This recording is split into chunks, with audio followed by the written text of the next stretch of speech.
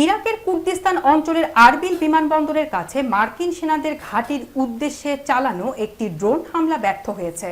নিরাপত্তা বাহিনী জানিয়েছে বৃহস্পতিবার রাত ৯টা ৫৮ একটি বিস্ফোরকবাহী ড্রোন ভূপাতিত করা হয়। ঘটনাস্থলে অবস্থান করছিল আন্তর্জাতিক জিহাদ বিরোধী জোটের সেনারা, যাদের নেতৃত্বে রয়েছে যুক্তরাষ্ট্র।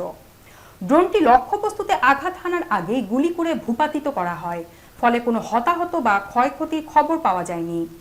আরবিল আন্তর্জাতিক বিমানবন্দরের অন্তর্বর্তীকালীন পরিচালক ডানা তৌফিক জানান, হামলার কারণে কেবল একটি ফ্লাইট সামান্য বিলম্বিত হয়েছে এবং বর্তমানে বিমানবন্দরটি সম্পূর্ণ নিরাপদ রয়েছে।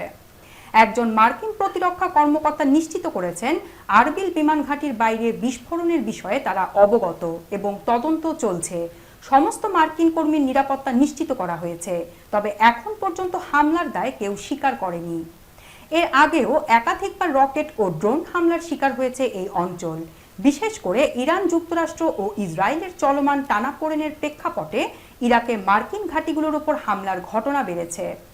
বিশেষজ্ঞরা মনে করছেন, মধ্যপ্রাচ্যে মার্কিন পরিস্থিতি ঘিরে এমন হামলা ভবিষ্যতেও অব্যাহত থাকতে পারে।